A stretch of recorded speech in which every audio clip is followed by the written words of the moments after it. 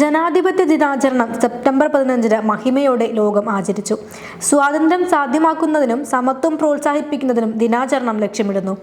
ജനാധിപത്യത്തിൽ കാതലായ തീരുമാനമെടുക്കുന്നതിനുള്ള ജനങ്ങളുടെ പങ്കാളിത്തം ഉറപ്പാക്കുന്നതിനും ജനപങ്കാളിത്തത്തെ തടയുന്ന നീക്കങ്ങളെ ഇല്ലായ്മ ചെയ്യുന്നതിനും ജനാധിപത്യ ദിനാചരണം ഉദ്ദേശിക്കുന്നു. ഇന്ത്യയിൽ പ്രത്യേകിച്ചും കഴിഞ്ഞ ഒരു ദശാബ്ദക്കാലമായി രാഷ്ട്ര നിർമ്മാണത്തിൽ ജനപങ്കാളിത്തത്തിന്റെ അനിവാര്യതയ്ക്ക് നിർണായക സ്ഥാനം കൈമോശം വന്നിരിക്കുന്നു. വെല്ലുവിളികളും അതിന്റെ അനന്തരഫലങ്ങളും ഈ അവസ്ഥയെ പിന്തുടരുന്നു. ജനാധിപത്യം നിർവചിക്കപ്പെടുന്ന ലക്ഷ്യം കൈവരിക്കപ്പെട്ടിട്ടില്ല. ഇതിനായുള്ള പോരാട്ടം തുടരേണ്ടതുണ്ട് എന്ന് ചുരുക്കം. ഫ്രീഡം ഹൗസ് 2021 ഇന്ത്യയുടെ റേറ്റിംഗ് സ്വാതന്ത്ര്യം എന്നതിൽ നിന്ന് ഭാഗികമായി സ്വാതന്ത്ര്യമാർജിച്ചത് എന്നായി താഴ്ത്തി. അതേ വർഷം ജനാധിപത്യങ്ങളുടെ വൈവിധ്യം വിശദീകരിക്കുന്ന പദ്ധതിയിൽ ഇന്ത്യയെ അതിന്റെ പൂർണ്ണമായ സ്വേച്ഛാധിപത്യം, ഇലക്ട്രൽ സ്വേച്ഛാധിപത്യം, ഇലക്ട്രൽ ജനാധിപത്യം അല്ലെങ്കിൽ ലിബറൽ ജനാധിപത്യം എന്നീ ഗണങ്ങളിൽ ഇലക്ട്രൽ ഓട്ടോക്രസി എന്ന പദവിയിലേക്ക് തരം താഴ്ത്തി. പൂർണ്ണ ജനാധിപത്യം, പിഴവുള്ള ജനാധിപത്യം, സങ്കര ഭരണകൂടം, സ്വേച്ഛാധിപത്യ ഭരണം എന്നീ ഗണങ്ങളിൽ ഇന്ത്യയെ പിഴവുള്ള ജനാധിപത്യം എന്ന വിഭാഗത്തിലേക്ക് ഇക്കണോമിസ്റ്റ് ഇന്റലിജൻസ് യൂണിറ്റ് മാറ്റി. രാജ്യത്തെ തെരഞ്ഞെടുപ്പ് സംവിധാനം എത്രമാത്രം നീതിയുക്തമാണ് എന്ന ചോദ്യത്തിൽ അധിഷ്ഠിതമാണ് ഈ അസ്വാസ്ഥ്യം. സ്വാതന്ത്ര്യവും നീതിയുക്തവുമായ തെരഞ്ഞെടുപ്പാണ് ഏതൊരു ജനാധിപത്യത്തിന്റെയും അടിസ്ഥാനം. ഭരണഘടനയിൽ ഉൾപ്പെടുത്തിയിട്ടുള്ളതും പതിറ്റാണ്ടുകളുടെ നിയമവ്യവസ്ഥയിലൂടെ ശക്തിപ്പെടുത്തിയതുമായ സ്വാതന്ത്ര്യവും നീതിയുക്തവുമായ തെരഞ്ഞെടുപ്പ് കേവലം നടപടിക്രമമോ ഔപചാരികതയോ അല്ല, മറിച്ച് ജനാധിപത്യ സ്വയംഭരണത്തിന്റെ അടിത്തറയാണ്. അതല്ലെങ്കിൽ റിപ്പബ്ലിക്കിനെ നിലനിർത്തുന്ന ഭരണഘടനാ സംവിധാനങ്ങളെല്ലാം പൊള്ളയാണെന്ന് പറയേണ്ടി വരും. സമീപ മാസങ്ങളിൽ നീതിയുക്തമായ തെരഞ്ഞെടുപ്പിന് വേണ്ടിയുള്ള മുറവിളിയും ക്രമക്കേടുകളെക്കുറിച്ചുള്ള ആക്ഷേപവും തെരഞ്ഞെടുപ്പ് വ്യവസ്ഥയെ കനത്ത സമ്മർദ്ദത്തിന് വിധേയമായിട്ടുണ്ട്. തെരഞ്ഞെടുപ്പ് പ്രക്രിയയിലെ വ്യവസ്ഥാപിതമായ ക്രമക്കേടുകളെക്കുറിച്ചുള്ള ആരോപണങ്ങൾ ഇന്ത്യൻ തെരഞ്ഞെടുപ്പ് കമ്മീഷനിലുള്ള പൊതുജന വിശ്വാസം തകർത്തിരിക്കുന്നു. ഭരണഘടനയുടെ ആർട്ടിക്കിൾ 324 പ്രകാരം തെരഞ്ഞെടുപ്പുകളുടെ മേൽനോട്ടം, കാര്യനിർവഹണം, നിയന്ത്രണം എന്നിവ ഏൽപ്പിച്ചിരിക്കുന്ന സ്ഥാപനമാണിത്. തെരഞ്ഞെടുപ്പുകളുടെ ഫലം മാത്രമല്ല, തെരഞ്ഞെടുപ്പ് സംവിധാനത്തിന്റെയും അതുവഴി ജനാധിപത്യത്തിന്റെയും വിശ്വാസ്യതയാണ് അപകടത്തിലായിരിക്കുന്നത്. കമ്മ്യൂണിസ്റ്റ് പാർട്ടി ഓഫ് ഇന്ത്യ ഉൾപ്പെടെയുള്ള പ്രതിപക്ഷ പാർട്ടികളുടെ ആരോപണങ്ങൾ ഗൗരവമേറിയതും പരിഗണിക്കപ്പെടേണ്ടതുമാണ്. ഒന്നിലധികം മണ്ഡലങ്ങളിൽ രജിസ്റ്റർ ചെയ്തിട്ടുള്ള വ്യാജ വോട്ടർമാരുടെ അവകാശവാദങ്ങൾ നിലവിലില്ലാത്തതും കൃത്രിമവുമായ വിലാസങ്ങളും വിശദാംശങ്ങളും ഒറ്റ വീടുകളിലോ വാണിജ്യ സ്ഥാപനങ്ങളിലോ താമസിക്കുന്നതായി കാണിക്കുന്ന ഡസൻ കണക്കിന് വ്യക്തികൾ, തിരിച്ചറിയാനാവാത്തതും അസാധുവായതോ ആയ ഫോട്ടോഗ്രാഫുകൾ, കന്നി വോട്ടർമാരെ ഉദ്ദേശിച്ചിട്ടുള്ള ഫോം 6ന്റെ ദുരുപയോഗം എന്നിവ ഇവയിൽ ഉൾപ്പെടുന്നു.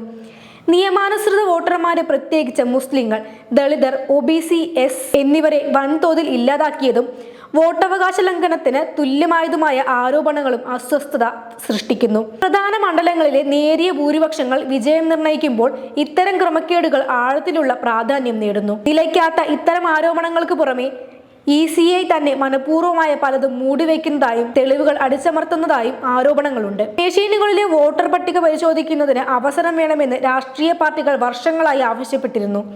പകരം ഡിജിറ്റൽ സൂക്ഷ്മ പരിശോധന തടയുന്ന സ്കാൻ ചെയ്ത ഇമേജ് അധിഷ്ഠിത PDF-കളിലേക്ക് കമ്മീഷൻ സ്വയം പരിമിതപ്പെടുത്തിയിരിക്കുന്നു. പോളിംഗ് സ്റ്റേഷനുകളിൽ നിന്നുള്ള CCTV ദൃശ്യങ്ങൾക്കായുള്ള അഭ്യർത്ഥനകളും നിരസിക്കപ്പെട്ടു.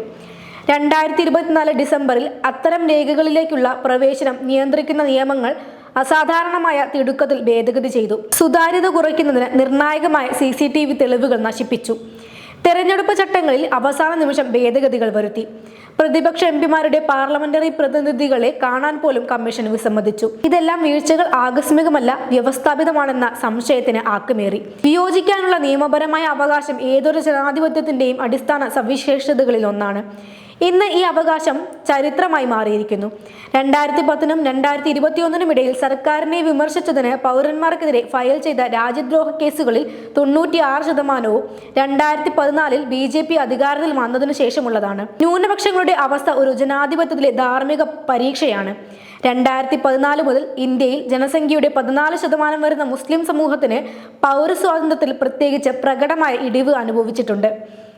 ആൾക്കൂട്ട കൊലപാതകങ്ങൾ ഉൾപ്പെടെയുള്ള മുസ്ലിം വിരുദ്ധ അക്രമ പ്രവർത്തനങ്ങൾ കുത്തനെ വർദ്ധിച്ചു. Human rights watch, US commission of religions freedom എന്നിവയുൾപ്പെടെയുള്ള സംഘടനകൾ ഇത്തരം അക്രമങ്ങൾ ന്യൂനപക്ഷ സമൂഹത്തിന് വ്യാപകമായ ഭയത്തിന്റെ അന്തരീക്ഷം സൃഷ്ടിച്ചിട്ടുണ്ടെന്ന് റിപ്പോർട്ട് ചെയ്യുന്നു. 2019-ലെ പൗരത്വ ഭേദഗതി നിയമവും മുസ്ലിം അഭയാർത്ഥികളെ പൗരത്വത്തിൽ നിന്ന് നിയമപരമായി ഒഴിവാക്കുന്നു. പൗരത്വം തെളിയിക്കാൻ ആവശ്യമായ രേഖകൾ ഹാജരാക്കാൻ കഴിയാത്ത മുസ്ലിം വോട്ടർമാരുടെ വോട്ടവകാശം നിഷേധിക്കാൻ ഈ നിയമം നിർദ്ദിഷ്ട ദേശീയ പൗരന്മാരുടെ രജിസ്റ്ററുമായി സംയോജിപ്പിച്ച് ഉപയോഗിക്കപ്പെടുമോ എന്ന വ്യാപകമായ ആശങ്കയും നിലനിൽക്കുന്നു.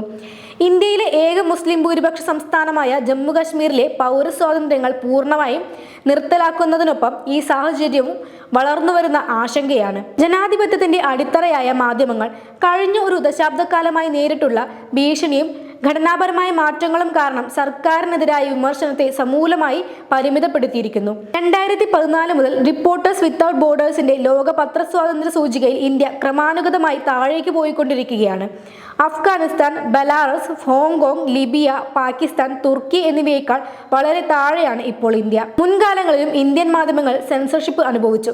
എന്നാൽ ഇപ്പോൾ സ്വതന്ത്ര പത്രപ്രവർത്തകരെ വ്യാപകമായി ഉപദ്രവിക്കുന്നതും മാധ്യമ സ്ഥാപനങ്ങളുടെ ഉടമസ്ഥാവകാശ ഘടനകൾ കേന്ദ്രീകരിച്ചുള്ള വേട്ടയും പതിവായിരിക്കുന്നു. മാധ്യമ പ്രവർത്തകരെയും മാധ്യമ പ്ലാറ്റ്ഫോമുകളെയും ഉയർന്ന തോതിൽ സ്വയം സെൻസർഷിപ്പ് പ്രയോഗിക്കാൻ നിർബന്ധിക്കുന്നു. മോഡി സർക്കാരിനെ വിമർശിക്കാൻ അവർക്ക് സ്വാതന്ത്ര്യമില്ല. 2014 ഭാരതീയ ജനതാ പാർട്ടി സർക്കാർ അധികാരത്തിൽ വന്നതിനു ശേഷം മാധ്യമങ്ങളുടെ പ്രധാന ഉത്തരവാദിത്തമായ എക്സിക്യൂട്ടീവ് അധികാരത്തിന്മേലുള്ള നിയന്ത്രണങ്ങൾ അതിവേഗം നഷ്ടപ്പെട്ടു. നിയമപരമായ കേസുകളിൽ മാധ്യമ പ്രവർത്തകർ പീഡിപ്പിക്കപ്പെടുകയും വധഭീഷണി നേരിടുകയും ചെയ്യുന്നു. ഭരണകക്ഷിയുമായും സർക്കാരുമായും ബന്ധപ്പെട്ട ട്രോൾ ഫാമുകൾ നടത്തുന്ന സോഷ്യൽ മീഡിയ വിദ്വേഷ പ്രചാരണങ്ങളുടെ പതിവ് ഇടമായി മാറിയിരിക്കുകയാണ്.